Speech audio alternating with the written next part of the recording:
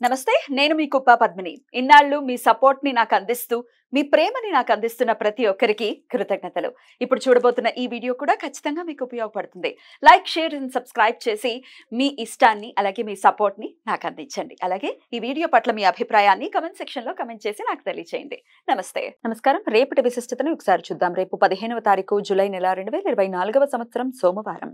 శ్రీ క్రోధినామ సంవత్సరం ఉత్తరాయణం గ్రీష్మ ఋతువు రేపు ఆషాఢ మాస శుక్లపక్ష నవమి తిథి రాత్రి 7:19 వరకు తదుపరి దశమి తిథి స్వాతి నక్షత్రం రాత్రి 12:30 వరకు తదుపరి విశాఖ నక్షత్రం సిద్ధ యోగం ఉదయం 7 గంటల వరకు తదుపరి సాధ్య యోగం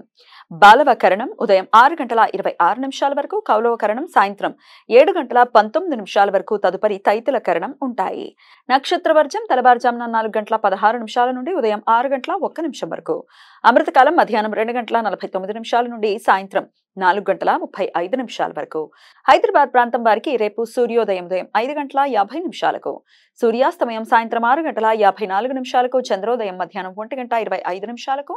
చంద్రాస్తమయం రాత్రి 12:59 అభిజిత్ ముహూర్తం పగలు 11:56 నుండి మధ్యాహ్నం 12:48 వరకు దుర్ముహూర్తం మధ్యాహ్నం 12:48 నుండి 1:41 వరకు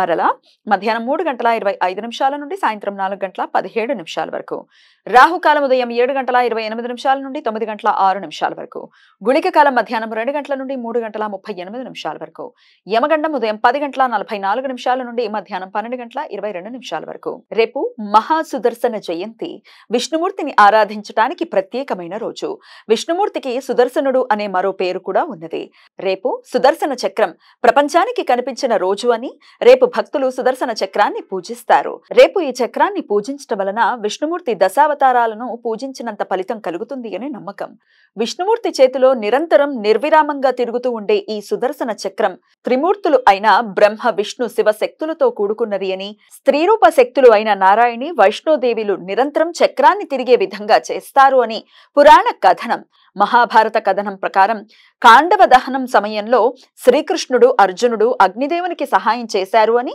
ప్రతిగా అగ్నిదేవుడు శ్రీకృష్ణుడికి సుదర్శన చక్రాన్ని కౌమోదకి అనే గదను బహుమానంగా ఇచ్చాడు అని కథనం సుదర్శన చక్రంలో సు అంటే పవిత్రమైన అని దర్శన అంటే ఎప్పుడూ కనిపించే చక్రం అంటే నిరంతరం తన చుట్టూ తాను పరిభ్రమిస్తూ ఉండే చక్రమని అర్థం ఈ చక్రానికి 6 పదునైన చువ్వలు ఉండి మధ్య భాగం వజ్రంతో తయారు చేసినట్లుగా ఉంటుంది అని కథనం రేపు ఈ చక్రాన్ని పూజించటం వలన భక్తుల మానసిక ఒత్తిళ్లు తొలగిపోతాయి అని నమ్మకం రేపు సుదర్శన హోమం చేయటం వలన భక్తులకు భవిష్యత్తులో ఏర్పడే ఇబ్బందులు భయాలు తొలగిపోతాయని ఆత్మస్థైర్యం కలుగుతుంది అని నమ్మకం రేపు ఐంద్రీదేవి లేక ఇంద్రాణీదేవి పూజ ఆషాఢ గుప్త నవరాత్రులలో ఐంద్రీదేవి పూజ ఒక ప్రధాన ఘట్టం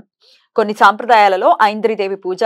ఆషాఢ శుక్లపక్ష అష్టమి తిథి రోజు చేస్తారు ఈ దేవతను ఇంద్రాణి అని మహేంద్రి అని సహస్రాక్షి అని కూడా పిలుస్తారు ఇంద్రదేవుని శక్తులకు భయానక స్త్రీరూప శక్తి ఐంద్రీదేవి అని పురాణ వచనం రేపటితో వారాహి నవరాత్రులు పూర్తి అవుతాయి ఈ సమాచారాన్ని మనకందించిన వారు మేడికొండూరు విశ్వనాథ్ ప్రసాద్ గారు ఆయనకు కృతజ్ఞతలు తెలియజేస్తూ నారాయణ స్మరణతో సమస్త సన్మంగళాని భవంతు నమస్కారం